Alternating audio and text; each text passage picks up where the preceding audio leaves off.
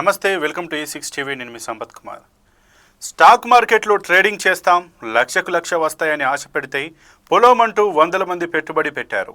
దాదాపుగా 150 కోట్లు వసూలు చేసిన ట్రేడింగ్ మోసగాళ్లు రాత్రికి రాత్రి జెండా ఎత్తేశారు. ఈ మోసం హైదరాబాద్లోని జీడిమెట్ల పరిధిలో మధ్యతరగతి ప్రజలు నివాసం ఉండే కాలనీలో జరిగింది. ఓ చిన్న కాలనీని టార్గెట్ చేసుకుని చేసిన మోసంలోనే 150 కోట్లు దోచుకెళ్లిపోయారు. ఇక దేశంలో ఎన్ని ఇలాంటి మోసాలు జరుగుతున్నాయో చెప్పడం కష్టం. ఈ స్కామ్స్ పరిధి వేల కోట్లలోనే ఉంటుంది. ఇక వివరాల్లోకి వెళ్తే, మహారాష్ట్రకు చెందిన వడేగర్ బాలాజీ, తన్లే చౌదరి స్వాతి హైదరాబాద్ చింతల్ పరిధిలోని సూర్యానగర్లో ఉన్న రిచ్ టవర్స్లో పెంగ్విన్ సెక్యూరిటీ సర్వీసెస్ అనే సంస్థ నిర్వహిస్తున్నారు. ₹1,00,000 డిపాజిట్ చేస్తే 16 నెలల్లో రెండింతలు ఇస్తామని నమ్మించి ప్రజల వద్ద డబ్బులు వసూలు చేశారు నిందితులు. వీరు మాటలు నమ్మి ఒక్కొక్కరు 50 లక్షల నుండి ₹1 కోటి వరకు డిపాజిట్ చేయగా వీరిలో కొంతమందికి అధిక వడ్డీ చెల్లించారు నిర్వాహకులు. దీంతో అధిక వడ్డీ రావడంతో వారి స్నేహితులు, బంధువులతో సైతం డిపాజిట్ చేయించారు బాధితులు. ఇలా 1,530 మంది దగ్గర ₹150 కోట్ల వసూలు చేసి బోర్డు తిప్పేశారు. 16 నెలల గడువు ముగిసిన గత 2 నెలలుగా కార్యాలయం చుట్టూ తిరుగుతున్న డబ్బు చెల్లించటం లేదు నిర్వాహకులు.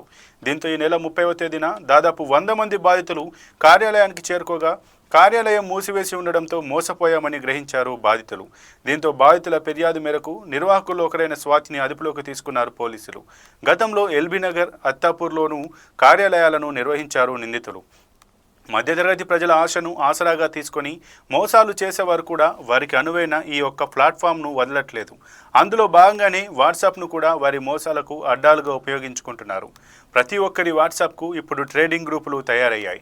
అవసరం లేకపోయినా, ఆసక్తి చూపకపోయినా ఉచిత ట్రేడింగ్ చిట్కాలంటూ వాట్సాప్ గ్రూపుల్లో యాడ్ చేస్తున్నారు. ఆ మాయలో పడి చివరికి డబ్బులు పోగొట్టుకుంటున్నారు. మల్టీ బ్యాగర్ స్టాక్స్ అని, రోజువారీ ట్రేడింగ్ లాభాలు అని ఆశ చూపి వారు సొమ్ము కాజేస్తున్నారు. మొదట్లో చిన్న మొత్తాల్లో లాభాలు ఇచ్చి భారీగా వసూలు చేశాక జెండా ఎత్తేస్తున్నారు. ఈ తరహా మోసాలు పెరిగిపోవడంతో పోలీసులు కూడా అప్రమత్తంగా ఉండాలని సూచిస్తున్నారు. భారత స్టాక్ మార్కెట్ కొంతకాలంగా దూసుకెళ్తోంది. అప్పుడప్పుడు ఒదుడుకులు చూసినా అంతిమంగా భారీ లాభాలను చూస్తోంది. పైగా అదే సమయంలో షేర్లు కొనడం, అమ్మడం వంటివి చేయడం చాలా ఈజీ అయిపోయింది. బ్యాంక్ అకౌంట్ల మాదిరిగా డీమ్యాట్ అకౌంట్లు అందుబాటులోకి వచ్చాయి. దీంతో అదో జూదంలా కొంతమంది ప్రారంభిస్తున్నారు. చివరికి సర్వం కోల్పోతున్నారు.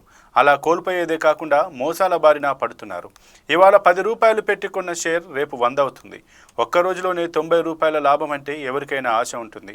కానీ మొత్తం స్టాక్ మార్కెట్పై అవగాహన లేకుండా ఈ లాభం శాశ్వతం అనుకుంటే అది ఓ గాలమని తర్వాత అర్థమవుతుంది.